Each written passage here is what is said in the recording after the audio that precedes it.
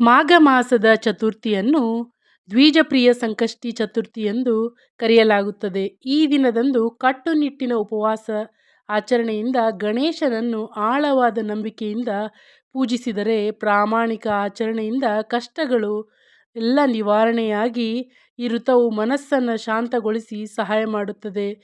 ವೈಯಕ್ತಿಕ ಮತ್ತು ವೃತ್ತಿಪರ ಜೀವನ ಎರಡಕ್ಕೂ ಸಮತೋಲನವನ್ನು ತರುತ್ತದೆ. ಸಂಕಷ್ಟ ಚತುರ್ಥಿ ಋತವನ್ನು ಚಂದ್ರೋದಯದಲ್ಲಿ ಚತುರ್ಥಿ ತಿಥಿ ಇದ್ದಾಗ ಮಾತ್ರ ಆಚರಿಸಲಾಗುತ್ತದೆ. ಚಂದ್ರೋದಯ ವ್ಯಾಪಿನಿ ಚತುರ್ಥಿ ಎಂದು ಇದನ್ನು ಕರೆಯಲಾಗುತ್ತದೆ. ಚತುರ್ಥಿ ತಿಥಿಯ ಆರಂಭ ಫೆಬ್ರವರಿ 5, 2026 ಬೆಳಗ್ಗೆ 12:09.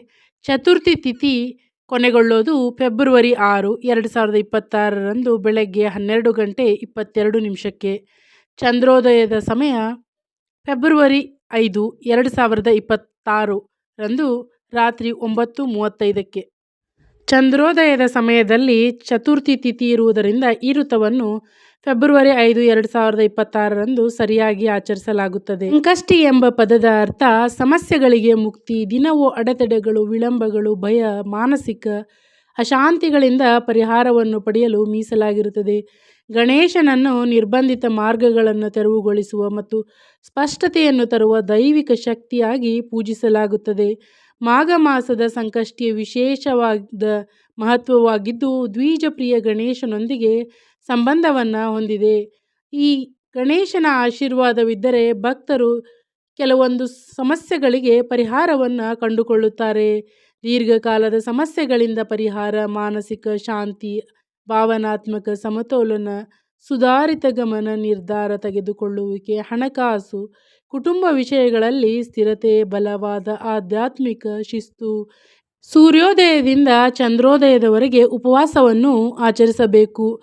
ಭಕ್ತರು ಹಗಲಿನಲ್ಲಿ ನಿಯಮಿತ ಊಟವನ್ನು ತಪ್ಪಿಸುತ್ತಾರೆ. ಅಗತ್ಯವಿದ್ದರೆ ಮಾತ್ರ ಋತ ಸ್ನೇಹಿ ಆಹಾರಗಳನ್ನು ಅನುಮತಿಸಲಾಗುತ್ತದೆ. ಚಂದ್ರ ದರ್ಶನ ಅಥವಾ ಪೂಜೆಯ ನಂತರವೇ ಉಪವಾಸ ಮುರಿಯಲಾಗುತ್ತದೆ. ಉಪವಾಸದ ಸಮಯದಲ್ಲಿ ಅನುಮತಿಸಲಾದ ಆಹಾರಗಳು ಯಾವುವೆಂದು ತಿಳಿದುಕೊಳ್ಳೋಣ. ಸಂಕಷ್ಟಿ ಋತುದ ಸಮಯದಲ್ಲಿ ಸೇವಿಸುವ ಸಾಮಾನ್ಯ ಆಹಾರಗಳು ಹಣ್ಣುಗಳು, ಸಾಬೂದಾನ, ಆಲೂಗಡ್ಡೆ, ಕಡಲೆಕಾಯಿಗಳು, ಹಾಲು ಮತ್ತು ಹಾಲು ಆಧಾರಿತ ಋತ ವಸ್ತುಗಳು, ಧಾನ್ಯಗಳು, ಉಪ್ಪು ಮತ್ತು ಬೇಯಿಸಿದ ಊಟಗಳನ್ನು ಸಾಮಾನ್ಯವಾಗಿ ತಪ್ಪಿಸಲಾಗುತ್ತದೆ. ಸಂಕಷ್ಟಿ ಚತುರ್ಥಿಯ ಬೆಳಗಿನ ಆಚರಣೆಗಳು.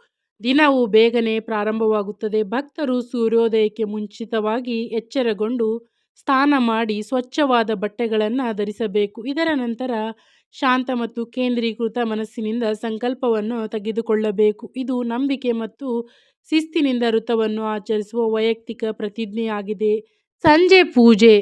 ಸಾಧ್ಯವಾದರೆ ಮತ್ತೆ ಸ್ನಾನ ಮಾಡಿ ಸ್ವಚ್ಛ ಮತ್ತು ಕೆಂಪು ಬಣ್ಣದ ಬಟ್ಟೆಗಳನ್ನು ಧರಿಸಿ ಪೂಜಾ ಸ್ಥಳದಲ್ಲಿ ಗಣೇಶನ ವಿಗ್ರಹ ಅಥವಾ ಚಿತ್ರವನ್ನು ಇರಿಸಿ ಹೂಗಳು, ಧೂಪ, ದೀಪ, ಹಣ್ಣುಗಳು ಮತ್ತು ನೈವೇದ್ಯವನ್ನು ಅರ್ಪಿಸಿ ಗಣೇಶ ಮಂತ್ರಗಳನ್ನು ಪಠಿಸಿ ಅಥವಾ ಸಂಕಷ್ಟಿ ಋತ ಕಥಾವನ್ನು ಕೇಳಿ. ಸಾಧ್ಯವಾದರೆ ಷೋಡೋಪಚಾರ ಗಣೇಶ ಪೂಜೆಯನ್ನು ಮಾಡಿ. ಚಂದ್ರೋದಯದ ನಂತರ ಚಂದ್ರ ಉದಯಿಸಿದ ತಕ್ಷಣ ಚಂದ್ರನನ್ನು ಪೂಜಿಸಿ ಮತ್ತು ಅರ್ಘ್ಯವನ್ನು ಅರ್ಪಿಸಿ. ಶಾಂತಿ, ಸ್ಪಷ್ಟತೆ ಮತ್ತು ಅಡೆತಡೆಗಳಿಲ್ಲದೆ ಪ್ರಗತಿಗಾಗಿ ಪ್ರಾರ್ಥಿಸಿ. ಗಣೇಶನ ಆಶೀರ್ವಾದ ಪಡೆಯಿರಿ. ಎಲ್ಲ ಆಚರಣೆಗಳನ್ನು ಮುಗಿಸಿದ ನಂತರವೇ ಉಪವಾಸ ಮುರಿಯಿರಿ.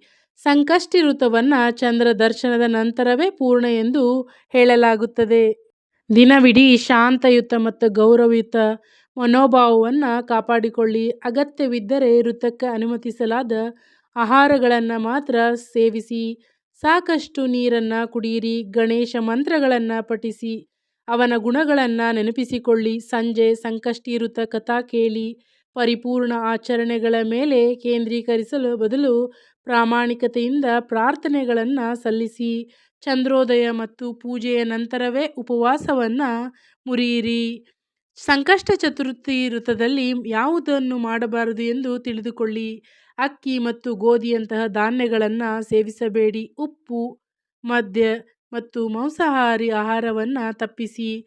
ಚಂದ್ರೋದಯಕ್ಕೆ ಮೊದಲು ಉಪವಾಸ ಮುರಿಯಬೇಡಿ. ಕೋಪ, ಕಠಿಣ ಮತ್ತು ಅನಗತ್ಯ ವಾದಗಳನ್ನು ತಪ್ಪಿಸಿ ಋತವನ್ನು ನಿಯಮಿತ ಮತ್ತು ಯಾಂತ್ರಿಕ ಆಚರಣೆಯಂತೆ ಪರಿಗಣಿಸಬೇಡಿ. ನಂಬಿಕೆ ಅಥವಾ ತಾಳ್ಮೆ ಇಲ್ಲದೆ ಋತವನ್ನು ಆಚರಿಸುವುದರಿಂದ ಆಧ್ಯಾತ್ಮಿಕ ಮೌಲ್ಯ ಕಡಿಮೆಯಾಗುತ್ತದೆ. ಸಂಪ್ರದಾಯದ ಪ್ರಕಾರ ಸಂಕಷ್ಟ ಚತುರ್ಥಿ ಋತವನ್ನು ನಂಬಿಕೆಯ ಸಂಯಮ ಮತ್ತು ಭಾವನಾತ್ಮಕ ಸಮತೋಲನದಿಂದ ಆಚರಿಸಿದಾಗ ಉತ್ತಮವಾಗಿ ಕಾರ್ಯನಿರ್ವಹಿಸುತ್ತದೆ. ಉಪವಾಸದ ಶಿಸ್ತು ಭಕ್ತರಿಗೆ ಪ್ರಚೋದನೆಯನ್ನು ನಿಯಂತ್ರಿಸಲು ಮತ್ತು ಆಂತರಿಕ ಶಕ್ತಿಯನ್ನು ಬೆಳೆಸಿಕೊಳ್ಳಲು ಇದು ಸಹಾಯ ಮಾಡುತ್ತದೆ.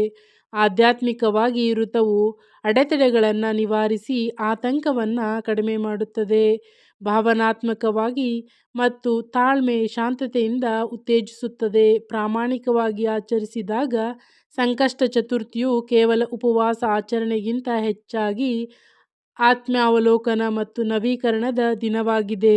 ಸಂಕಷ್ಟ ಋತಕಥೆಯನ್ನು ಭಕ್ತಿಯಿಂದ ಕೇಳಿಸಿಕೊಳ್ಳಿ.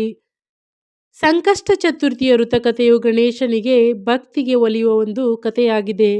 ದಂಪತಿಗಳು ತಮ್ಮ ಮಗನನ್ನು ಗಣೇಶನ ಕೋಪದಿಂದ ಪಾರು ಮಾಡಲು ಸಂಕಷ್ಟ ಚತುರ್ಥಿ ಋತವನ್ನು ಆಚರಿಸುತ್ತಾರೆ. ಅರಳಿ ಮರದಲ್ಲಿ ಬಂಧಿಯಾಗಿದ್ದ ಮಗನನ್ನು ತಪ್ಪಿನ ಅರಿವಾಗಿ ವಿಧಿವತ್ತಾಗಿ ಪೂಜೆ ಮಾಡಿ ಗಣೇಶನ ಕೃಪೆಯಿಂದ ಪಡೆಯುತ್ತಾರೆ. ಈ ಋತವು ಭಕ್ತರ ಕಷ್ಟಗಳನ್ನು ದೂರ ಮಾಡುತ್ತದೆ ಎಂದು ನಂಬಲಾಗಿದೆ. ಒಬ್ಬ ಲೇವಾದೇವಿಗಾರನ ಹೆಂಡತಿಗೆ ನೆರೆಮನೆಯ ಮಹಿಳೆ ಸಂಕಷ್ಟ ಚತುರ್ಥಿ ಋತದ ಬಗ್ಗೆ ಹೇಳುತ್ತಾಳೆ. ಅವಳು ವಿಧಿವಿಧಾನಗಳೊಂದಿಗೆ ಪೂಜಿಸಿ ಉಪವಾಸ ಋತ ಆಚರಿಸಿ ಗಣೇಶನ ಆಶೀರ್ವಾದದಿಂದ ಗಂಡು ಮಗುವನ್ನು ಪಡೆಯುತ್ತಾಳೆ. ಆದರೆ ಮಗನ ಮದುವೆ ವಿಚಾರದಲ್ಲಿ ದಂಪತಿಗಳು ಋತವನ್ನು ಮುಂದೂಡುತ್ತಾ ಗಣೇಶನನ್ನು ಮರೆಯುತ್ತಾರೆ. ಇದರಿಂದ ಕೋಪಗೊಂಡ ಗಣೇಶನು ಮಗನನ್ನು ಅರಳಿ ಮರದಲ್ಲಿ ಬಂಧಿಸುತ್ತಾನೆ. ಮಗ ಕಾಣೆಯಾದಾಗ ದಂಪತಿಗಳು ತಪ್ಪು ತಿಳಿದು ಋತವನ್ನು ಶ್ರದ್ಧೆಯಿಂದ ಆಚರಿಸುತ್ತಾರೆ. ನಂತರ ಗಣೇಶನು ಮಗನನ್ನು ಬಿಡುಗಡೆ ಮಾಡುತ್ತಾನೆ. ಸಂಕಷ್ಟ ಚತುರ್ಥಿಯಂದು ಉಪವಾಸ ಮಾಡುವುದರಿಂದ ಪಾಪಗಳೆಲ್ಲ ನಾಶವಾಗಿ ಗಣೇಶನು ಭಕ್ತರ ಸಂಕಷ್ಟಗಳನ್ನು ಹರಿಸಿ ಸುಖ ಶಾಂತಿಯನ್ನು ನೀಡುತ್ತಾನೆ. ಜೀವನದ ಅದೆಷ್ಟೋ ಸಮಸ್ಯೆಗಳಿಗೆ ಗಣೇಶನ ಪೂಜೆಯೇ ಪರಿಹಾರ. ನಮ್ಮ ಜೀವನದಲ್ಲಿ ಸಮಸ್ಯೆಗಳು ಹೇಗೆ ಸಾಮಾನ್ಯವೋ ಹಾಗೆ ಅದಕ್ಕೆ ಪರಿಹಾರಗಳು ಕೂಡ ಸಾಮಾನ್ಯವಾಗಿರುತ್ತದೆ. ಅದೆಷ್ಟೋ ಸಮಸ್ಯೆಗಳಿಗೆ ಮನೆಯಲ್ಲಿಯೇ ಪರಿಹಾರವಿದ್ದರೂ ನಾವು ಅದನ್ನು ಗುರುತಿಸುವಲ್ಲಿ ತಪ್ಪು ಮಾಡುತ್ತೇವೆ. ಜೀವನದ ಯಾವೆಲ್ಲ ಸಮಸ್ಯೆಗಳಿಗೆ ಯಾವೆಲ್ಲ ಪರಿಹಾರಗಳು, ಗಣಪತಿಯ ಆರಾಧನೆಯಿಂದ ಸಮಸ್ಯೆಗಳಿಂದ ಹೇಗೆ ಪರಿಹಾರವನ್ನು ಕಂಡುಕೋಬಹುದು ಎಂದು ನಾವು ತಿಳಿದುಕೊಳ್ಳೋಣ. ಇವಾಗ ಜೀವನದಲ್ಲಿ ಹಲವಾರು ರೀತಿಯ ಸಮಸ್ಯೆಗಳು ಬರುತ್ತಲೇ ಇರುತ್ತವೆ. ಅಂತಹ ಪರಿಸ್ಥಿತಿಯಲ್ಲಿ ಜೀವನ ಎಲ್ಲ ಸಮಯದಲ್ಲಿ ಒಂದೇ ರೀತಿ ಇರುವುದಿಲ್ಲ. ಏಳು ಬೀಳುಗಳು ಎದುರಾಗುವುದು ಸಾಮಾನ್ಯ. ಈ ಸಮಸ್ಯೆಗಳಿಂದ ನೀವು ಬಳಲುತ್ತಿದ್ದರೆ ನಿಮಗಾಗಿ ಕೆಲವೊಂದು ಪರಿಹಾರಗಳನ್ನು ನೀವು ಇಲ್ಲಿ ತಿಳಿದುಕೊಳ್ಳಿ. ಕಾಲಕ್ಕೆ ಮಾಡಿದರೆ ಜೀವನವನ್ನು ಸುಲಭಗೊಳಿಸಬಹುದು. ಮನೆಯಿಂದ ಹೊರಗಡೆ ಹೊರಡುವ ಮೊದಲು ಈ ರೀತಿ ಪರಿಹಾರವನ್ನು ನೀವು ಮಾಡಿಕೊಳ್ಳಬಹುದು. ಶ್ರೀ ಗಣೇಶನ ಆಶೀರ್ವಾದವನ್ನು ಪಡೆಯುತ್ತೀರಿ. ನೀವು ಕೆಲವು ವಿಶೇಷ ಕೆಲಸಕ್ಕೆ ಹೋಗುತ್ತಿದ್ದರೆ ಮತ್ತು ಆ ಕೆಲಸವನ್ನು ಸಾಧ್ಯವಾಗುವಷ್ಟು ಬೇಗ ಮತ್ತು ಸರಿಯಾಗಿ ಮಾಡಬೇಕಂತ ಬಯಸಿದರೆ ಮನೆಯಿಂದ ಹೊರಡುವ ಮೊದಲು ಕೆಲವೊಂದು ಪರಿಹಾರವನ್ನು ಮಾಡಿಕೊಳ್ಳಿ. ಇದು ಪ್ರತಿಯೊಂದು ಕೆಲಸವನ್ನು ತ್ವರಿತವಾಗಿ ಪೂರ್ಣಗೊಳಿಸುತ್ತದೆ. ನೀವು ಯಾವುದಾದರೂ ಕಾರ್ಯಕ್ಕೆ ಹೋಗಬೇಕಾದಾಗ ದಿನ ಬೇಗ ಎದ್ದು ಸ್ನಾನ ಇತ್ಯಾದಿಗಳನ್ನು ಮಾಡಿ ಮೊದಲು ಗಣಪತಿಯನ್ನು ಪೂಜಿಸಿ ಗಣೇಶನಿಗೆ ಧೂಪ ದೀಪ ಹೂಗಳು ದೂರ್ವ ಇತ್ಯಾದಿಗಳನ್ನು ಅರ್ಪಿಸಿ ಬೆಲ್ಲ ಕೊತ್ತಂಬರಿ ಸೊಪ್ಪಿನ ಪ್ರಸಾದವನ್ನು ಗಣೇಶನಿಗೆ ಅರ್ಪಿಸಿ ಇದರ ನಂತರ ಗಣೇಶನ ಮುಂದೆ ಕುಳಿತು ಪಚ್ಚೆ ಅಥವಾ ಹಸಿರು ಮಣೆಯ ಜಪಮಾಲೆಯನ್ನು ಹಿಡಿದು ಓಂ ಗಂ ಗಣಪತೆ ನಮಃ ಎನ್ನುವ ಮಂತ್ರವನ್ನು ಪಠಿಸಿ. ಇದರಿಂದ ನಿಮ್ಮ ಪ್ರತಿಯೊಂದು ಕೆಲಸವೂ ಸೂಕ್ತ ಸಮಯದಲ್ಲಿ ಪೂರ್ಣಗೊಳ್ಳುತ್ತದೆ. ಅನೇಕ ಬಾರಿ ಒಬ್ಬ ವ್ಯಕ್ತಿಯು ತನ್ನ ಮನೆ ಮತ್ತು ಕುಟುಂಬವನ್ನು ಉದ್ಯೋಗಕ್ಕಾಗಿ ಬಿಟ್ಟು ಹೋಗಬೇಕಾಗುತ್ತದೆ. ಅಂತಹ ಪರಿಸ್ಥಿತಿಯಲ್ಲಿ ಅವನು ತನ್ನ ಕೆಲಸದ ಬಗ್ಗೆ ಸಂಪೂರ್ಣವಾಗಿ ಪ್ರಾಮಾಣಿಕವಿರಲು ಸಾಧ್ಯವಾಗುವುದಿಲ್ಲ. ಅವನ ಮನಸ್ಸು ಅವನ ಮನೆಯ ಮೇಲೆ ಸ್ಥಿರವಾಗಿರುತ್ತದೆ. ನಾನು ಬಯಸಿದ ಸ್ಥಳಕ್ಕೆ ನಾನು ವರ್ಗಾವಣೆಯಾಗಬೇಕು ಅವನು ಭಾವಿಸ್ತಾನೆ.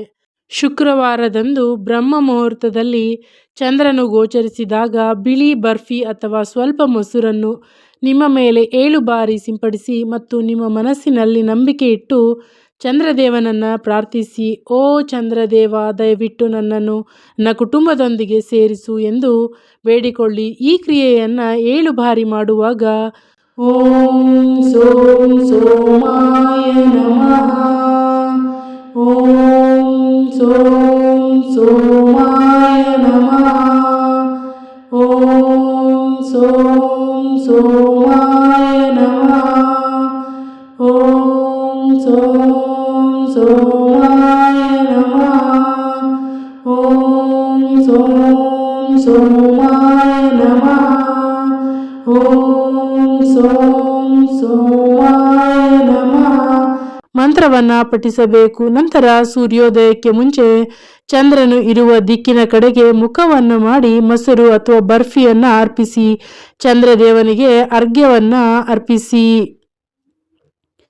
ಪತಿ ಪತ್ನಿಯರ ನಡುವೆ ನಿರಂತರ ಜಗಳ ನಡೆಯುತ್ತಿದ್ದರೆ, ಪ್ರತಿಯೊಂದು ವಿಚಾರದಲ್ಲಿ ಕೋಪ ಮಾಡಿಕೊಳ್ಳುತ್ತಿದ್ದರೆ, ಅದರಲ್ಲೂ ಪತಿ ನಿಮ್ಮ ಮೇಲೆ ಯಾವಾಗಲೂ ಕೋಪ ಮಾಡಿಕೊಳ್ಳುತ್ತಿದ್ದರೆ, ಚಿಕ್ಕ ಪುಟ್ಟ ವಿಚಾರಕ್ಕೂ ನಿಮ್ಮೊಂದಿಗೆ ಜಗಳವಾಗುತ್ತಿದ್ದರೆ, ನೀವು ಈ ಕೆಲವೊಂದು ಪರಿಹಾರಗಳನ್ನು ಮಾಡಿಕೊಳ್ಳಿ.